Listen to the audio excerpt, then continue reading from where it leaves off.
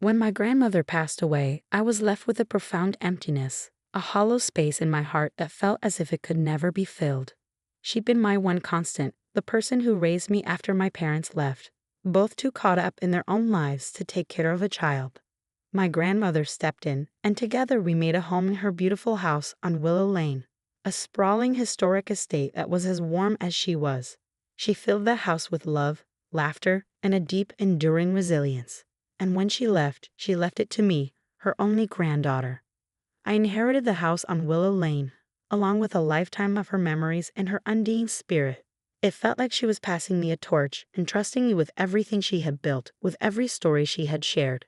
In that house, I felt I still had her, that her love was stitched into every corner, every creak of the floorboards, every echo in the empty hallways. But along with the house, a storm was brewing, a storm I hadn't seen coming.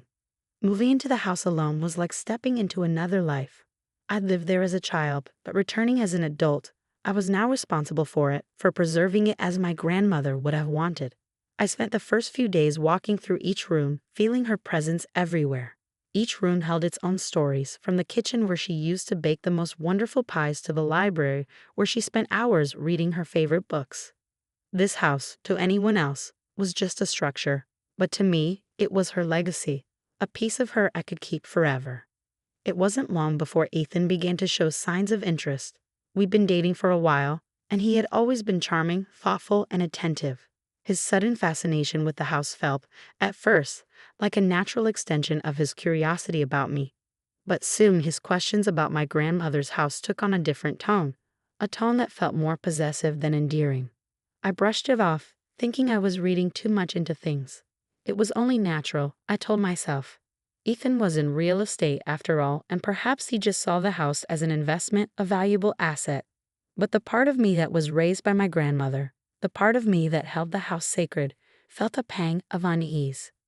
One evening, I found him in the study, flipping through some of my grandmother's documents. He didn't seem to notice me at first.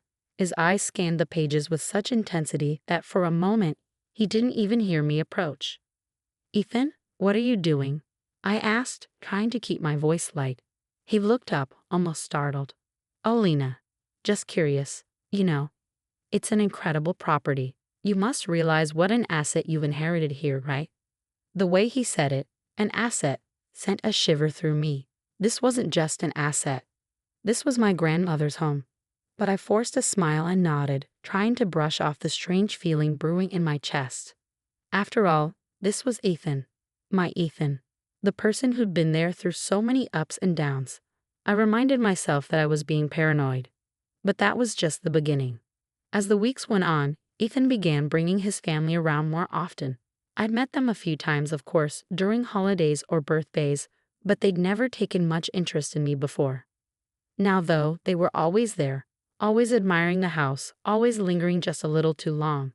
It was Helen, his mother, who made her intentions the clearest. "You've really inherited a gem, Lena," she said one evening as she gazed around the living room with barely concealed greed. Her voice dripped with thinly veiled envy, a hunger I couldn't ignore. She ran her hand over the mantel, examining the family photos I had placed there. My grandmother's legacy, her love for her home and family encapsulated in each frame. I felt a surge of protectiveness rise within me. "It's more than a house to me, Helen. It's everything my grandmother worked for. It's her memory, her life." Helen looked at me, her expression softening just a fraction, but her eyes held a glint of something darker. "Of course, dear," she murmured, but I could tell she didn't understand, or worse, she didn't care. From then on, they came around almost every weekend, lingering longer each time. I find Helen snooping through the upstairs rooms, just admiring the craftsmanship, she'd say.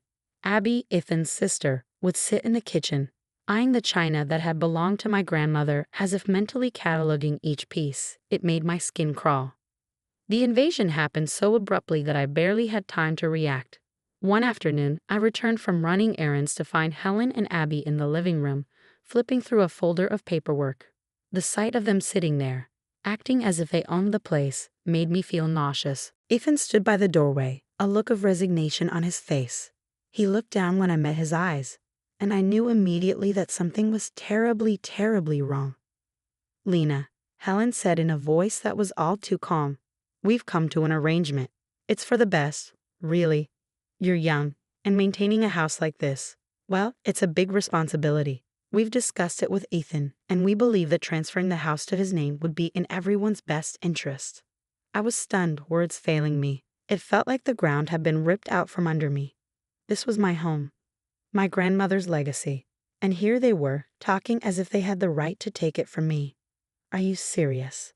I finally managed to ask, my voice barely above a whisper. You can't just take my home. Abby smirked, a look of triumph flashing in her eyes. Oh, but we're family, Lena. We're just here to help. Think of this as consolidation.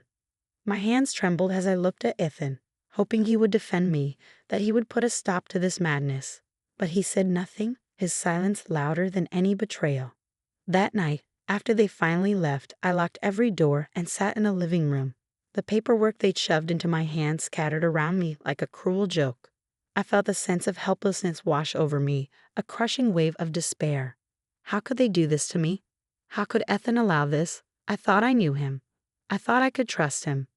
But I couldn't sit idly by and let them take everything my grandmother had worked for.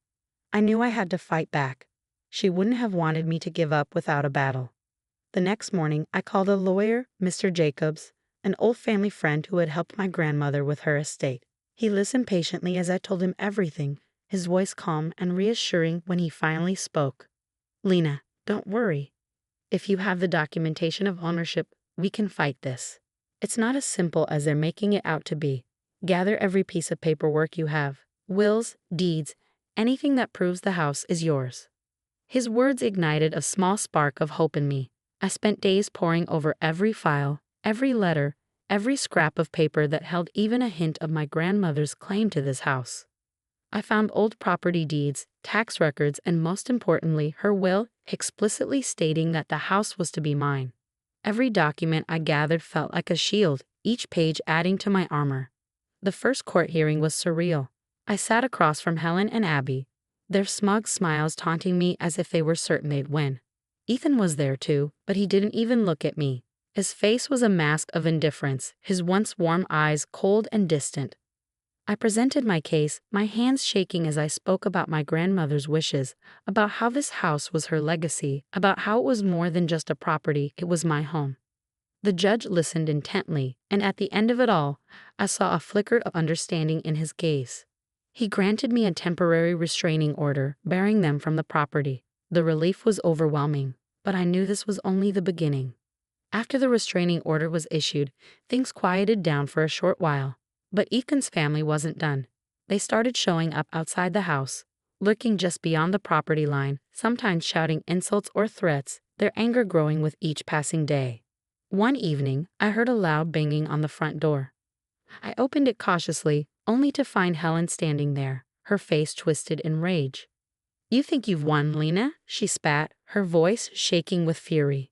You don't deserve that house. It should be ours. You're just a selfish, ungrateful child. Her words stung, but I refused to back down. I stood tall, my voice steady as I replied, This house is my grandmother's legacy. It's my home, and you're not welcome here. After months of fighting, of late-night research, and seemingly endless court appearances, the legal battle finally came to an end. The judge ruled in my favor, confirming my sole ownership of the property and barring Ethan's family from ever coming near it again. The weight that lifted from my shoulders was indescribable. The house was finally mine, free from their grasp, from their greed. As I walked through each room, I felt a renewed sense of purpose. This wasn't just a house. It was a testament to my strength, to my resilience, to everything my grandmother had taught me. Slowly, I redecorated, breathing new life into the home. I painted the walls, rearranged the furniture, filled it with new memories, new hopes. And as I stood in the living room, looking out over the willow trees that lined the yard, I felt her presence beside me, proud and unwavering. In that moment, I knew I had done her proud. I had protected her legacy, and in doing so, I had found my own strength. This was my home, and it always would be.